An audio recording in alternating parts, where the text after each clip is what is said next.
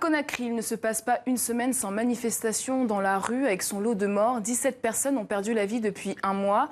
Si la grève des enseignants est terminée, sur le plan politique, le bras de fer continue. La rue pour contester les résultats des élections locales. Est-ce l'ultime solution ou est-ce irresponsable? On revient sur vos meilleures contributions avec Aliou Bari, président de l'Observatoire des droits de l'homme en Guinée. Bonsoir. Bonsoir. Évidemment, beaucoup de Guinéens ont participé au débat, comme Dadi Tolno. Pour lui, la rue est l'arme fatale des pauvres. Un peuple qui descend souvent dans la rue, est-ce que c'est l'ultime solution?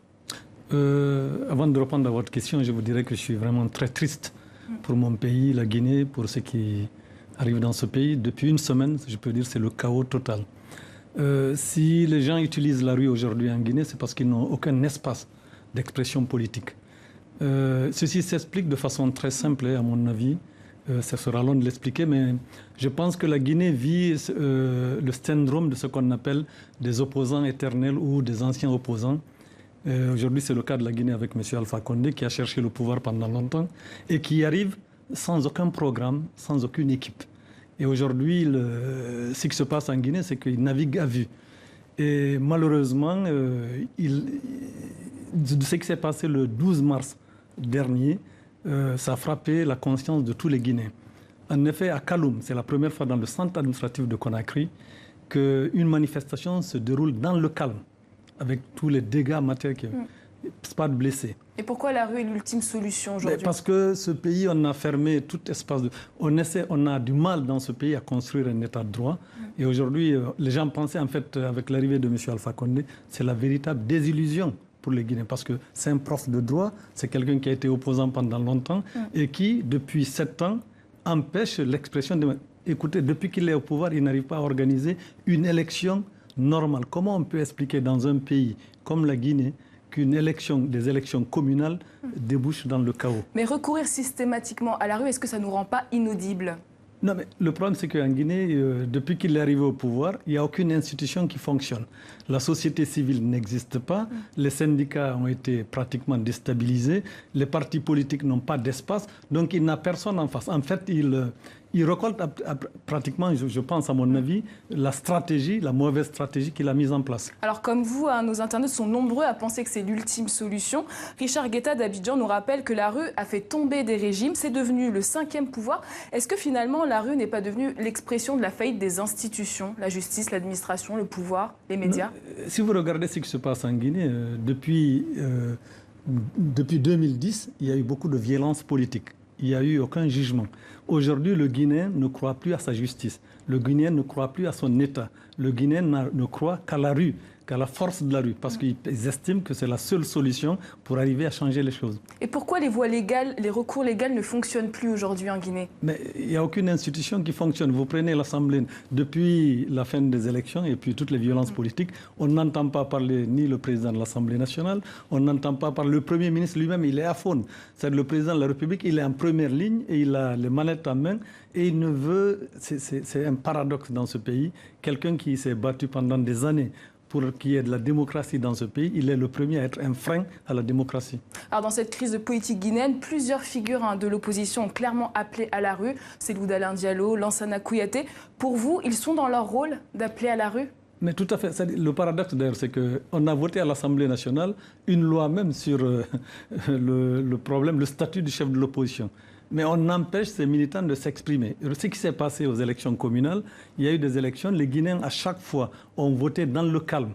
Le problème qui se pose, c'est le résultat, c'est-à-dire la communication des résultats. En fait, les gens se sont aperçus que le vote qu'ils ont exprimé, ce n'est pas le résultat qui est sorti, ce n'est pas le vote qu'ils ont exprimé. Donc, comme il n'y a pas les commissions administratives, la CENI, en fait, les Guinéens, d'ailleurs, ils ont un terme très simple quand ils parlent de la CENI, ils parlent de la Commission électorale nationale irresponsable.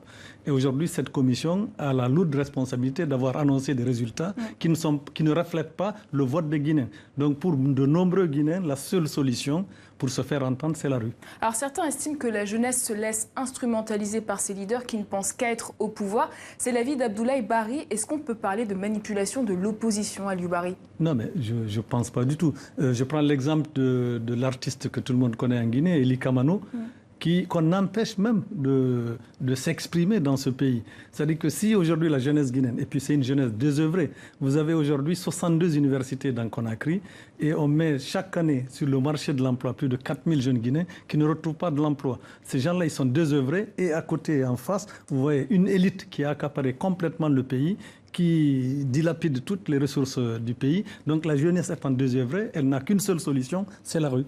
Alors, Farah Kamano à Conakry est même encore plus critique sur l'opposition. Les politiciens sacrifient le peuple et après ils se réconcilient. Il donne l'exemple du Kenya. On a vu Uhuru Kenyatta et Raila Odinga enterrer la hache de guerre après des mois de bataille où des dizaines de personnes sont mortes. Est-ce qu'il n'y a pas de quoi se sentir floué? Non, mais je pense que ce qui se joue en Guinée, bon, le Kenya aussi. C'est pas comparable au Kenya? À mon avis, c'est pas comparable. Le problème en Guinée, c'est que les partis politiques, en fait, on fait un jeu démocratique qui ne dit pas son nom. C'est vraiment de la farce en Guinée. Les partis politiques n'ont aucun espace de liberté, d'expression.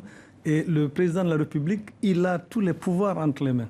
Et le drame en Guinée, ça se joue là. Les gens meurent dans les manifestations. Mais bien sûr. Et puis le plus grave, c'est que toutes les violences politiques... Est-ce qu'on peut échapper à ça aujourd'hui? Mais ce qui est plus frappant en Guinée, et là c'est ma crainte principale, c'est que les gens parlent de plus en plus d'autodéfense. Depuis 2010, toutes les violences politiques qui ont eu en Guinée, il n'y a pas eu de justice. On vire à l'insurrection aujourd'hui? Bien sûr, et je crains très fort que, vu les échéances qui vont arriver, les législatives en 2018, les présidentielles 2020, si rien n'est fait, et si, à mon avis, l'Union africaine, la CEDEAO ne fait pas attention, c'est un pays qui va basculer dans l'instabilité totale. D'autant plus que le chef d'État garde un flou artistique sur ce qu'il va faire en 2020. Il aurait, à mon avis, à gagner aujourd'hui à dire clairement au peuple de Guinée qu'il n'est pas candidat à un troisième mandat.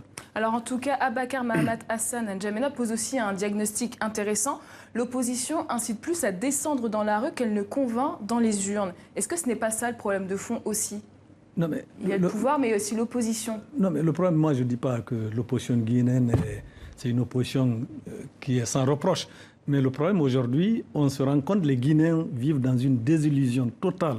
Ils ont mis, M. Alpha Condé est arrivé au pouvoir, les Guinéens s'aperçoivent qu'il n'était pas préparé à la fonction présidentielle et qu'il n'avait aucun programme ni politique, ni économique, ni social. Et aujourd'hui, il reçoit en pleine figure, il navigue en fait à vue. Et aujourd'hui, l'opposition guinéenne n'a aucune expression de ça. Donc les gens n'ont que la rue pour s'exprimer. Pour vous, c'est qui joue le chaos? L'opposition ou la rue? Non, mais, non, mais à mon avis, on ne peut pas imputer à l'opposition guinéenne le chaos, d'autant plus, comme je vous ai dit, en plus, les violences politiques ne s'expriment uniquement que dans les quartiers favorables à l'opposition.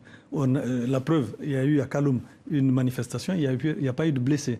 Comment se fait-il que les forces de l'ordre sont très républicaines quand il s'agit de Kaloum et elles sont des forces de désordre quand il s'agit de la banlieue, les fiefs de l'opposition? Alors on arrive maintenant aux différentes solutions. Ali Daouda Sanogo au Mali préconise un dialogue national. Vu le contexte guinéen, est-ce que c'est possible de mettre ça en place? Non, mais le problème en Guinée, c'est qu'on ne veut pas lire l'histoire.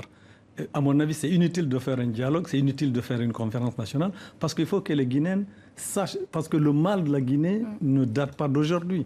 Le mal de la Guinée date, il faut se plonger dans l'histoire de ce pays pour savoir que M. Sékou Touré a mis 26 ans à déstructurer, à désorganiser ce pays. Et aujourd'hui, on a encore les effets de ce régime. Mais malheureusement, les Guinéens se rendent compte que M. Alpha Condé, qui est arrivé au pouvoir, est en train de recréer le même système politique que Sékou Touré par la mise en place d'un parti-État. Aujourd'hui, le RPG, le parti au pouvoir, est dans tous les rouages de l'administration. C'est quoi la sortie de crise? C'est le départ d'Alpha Condé alors? Non, mais à mon avis, de toute façon, il est dans son dernier mandat. Et je pense que s'il commet l'erreur de dire qu'il va modifier la Constitution, je pense que les troubles, la violence politique en Guinée, elle sera beaucoup plus forte que ce qui se passe actuellement. Ce sera la conclusion de notre interview. Merci Aliou Bari. Je rappelle, Revenir, votre livre est à paraître début avril aux éditions des Cartes et compagnie. Merci d'avoir accepté notre invitation. Merci beaucoup.